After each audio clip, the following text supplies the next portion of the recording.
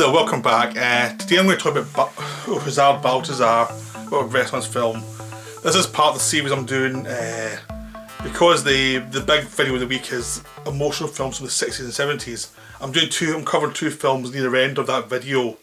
This one, the film following it, that are also on the list basically, but I'm doing like videos on them rather than just including them on the list. Because I thought I'd highlight one or two, different ones too.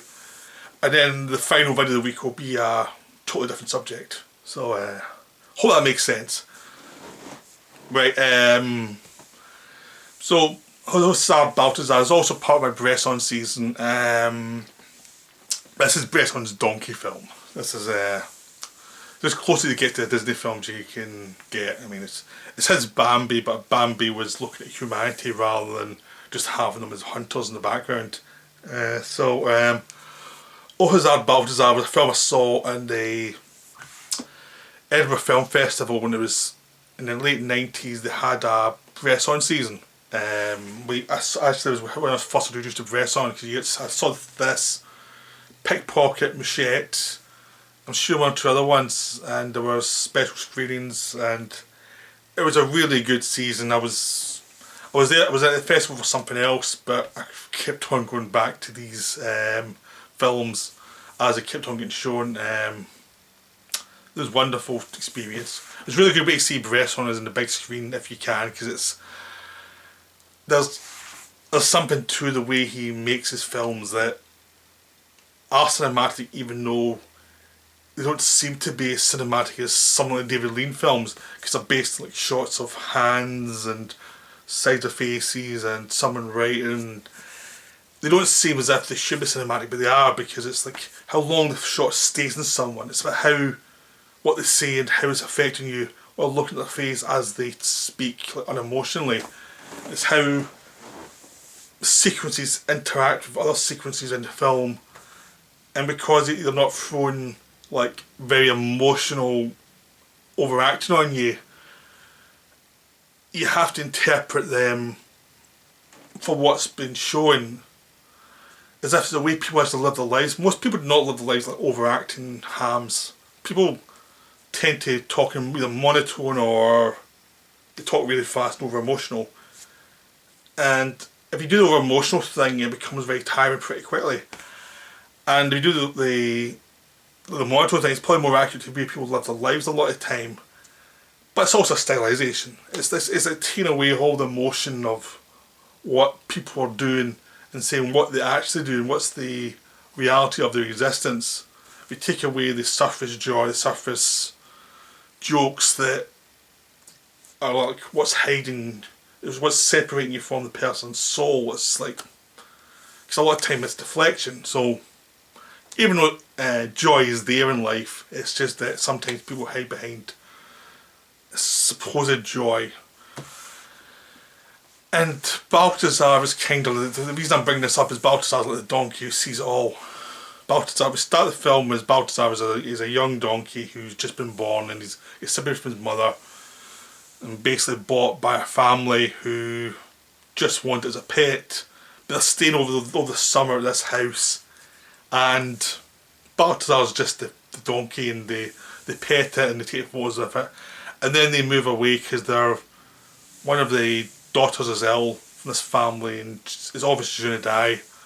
So basically what happens is the family leaves, and the people who look after the house and farm for it are the people who look after Balthazar. And then because the daughter dies, the family never come back. They don't want anything to do with that house anymore because it's too painful. But they let the father keep it running and keep the farm running. And then life goes on basically. Balthazar, tragedy befalls this farm. The farmer becomes very proud, and that's like, needlessly proud and self-destructive by not compromising with the people who own the farm. And tragedy strikes. Balthazar gets moved to another place, gets sold on to a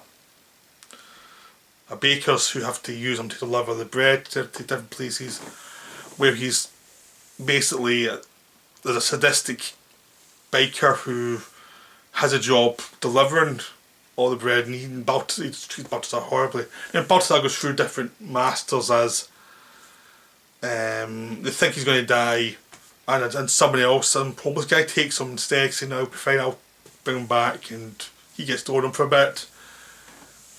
And this guy, tragedy befalls his guy as well, and Balthazar moves from person to person and back to a few different people, and he's always interacting with the life of the main family, who the father and daughter and the mother who ran the house, as their lives float through the other people's lives who own them, and it all comes back to tragedy. And it's actually a beautiful film. Now, there's different readings of it. I mean, Bresson was into a Christian reading of things, but Bresson was such an artist that even if you're not Christian or you don't have those kind of beliefs, what he's taken from Christianity and those beliefs in Christianity is certain humanistic essences that can translate to anyone else of either faith or no faith.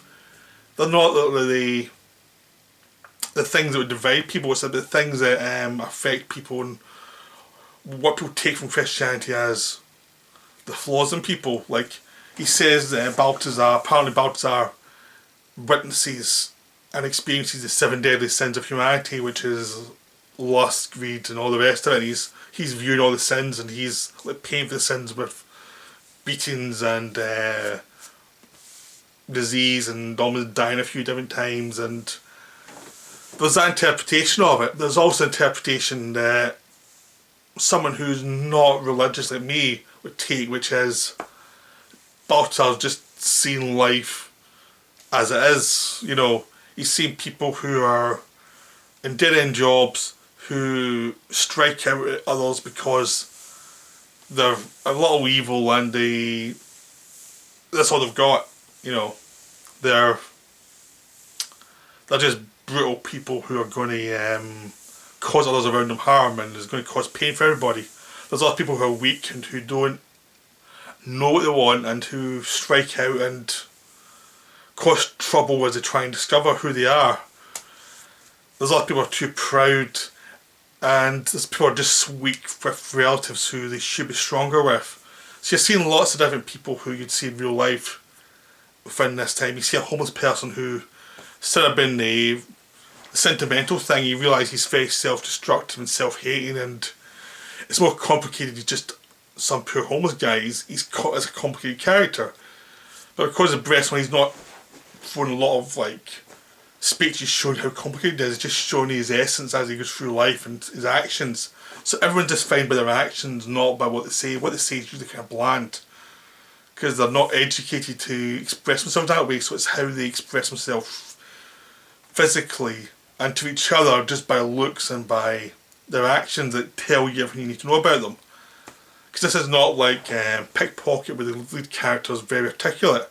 This, even though he's close to himself, this is people who can't articulate that much, who say very simple things, but who you find out about through their actions and through their non-actions and through how they coddle people who should be threatened. And it's all wonderful. You just see this whole view of humanity, not in the sort of what you see in most films, which is the idealistic version. Even in most films, even villains are idealistic villains. Like, they're all like what you'd want a villain to be: someone who's smart and who's clever and who's hard to defeat. So the hero looks good defeating him, and the hero is very brave, maybe a bit flawed, but they can get over their problems. In this, it's much more like, no, most people who you call villainous are stupid.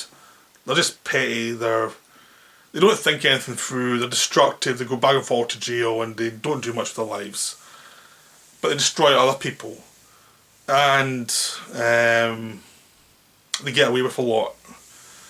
People who don't know who they are and try and deal with relationships with other people can cause a lot of harm because they're not quite sure of themselves, or maybe they're destructive towards other people intentionally just to get reactions. And it's like, no one's quite as pure as you think they would be in romantic interactions, which is the story of the young woman who has a fondness for Balthazar beyond any human being. And it's just this look at lives being slowly destroyed by life. You know, it's destroyed by their own failings and their own inabilities to get beyond their base level existence. Like most of these people aren't driven to do anything with their lives, so they just try and survive, and they're bored and they don't want to be where they are, but they don't really have the imagination to go anywhere else, or they're force themselves to be stuck somewhere and they're rejecting chances to get out until it's too late. And but again, that's not melodramatic, it's much more like they're doing it to themselves almost. They're willing themselves into situations where they'll be destroyed just almost to punish themselves and punish other people who would love them. And it's always watched by the donkey, who just sees it all and goes through tragedy, but he's just seeing the mistakes of people and how they just do not learn, and how humanity seems to be this evolving of many people making mistakes. Maybe a few getting a clue, but most of the people are just making mistake after mistake, and it's almost like an example of why humanity never seems to find itself and move on and do some good for itself. It's because people are people and people are flawed and they can't really get it together. And it's wonderfully moving.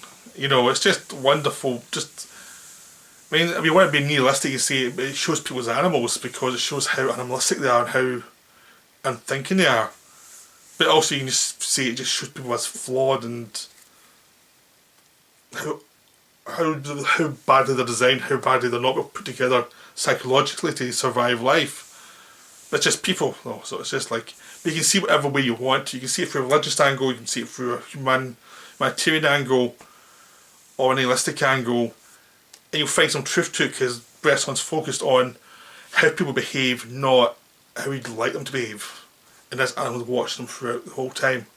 So it's 90 minutes long, but it doesn't feel 90 minutes, it feels a lot shorter than that.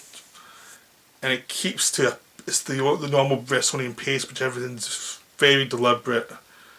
Things last for a while, scenes last for a while, but they only last as long as they need to last. Some scenes last a very short time if they've got to the point, while scenes last a while to get to the point if you need to take your time.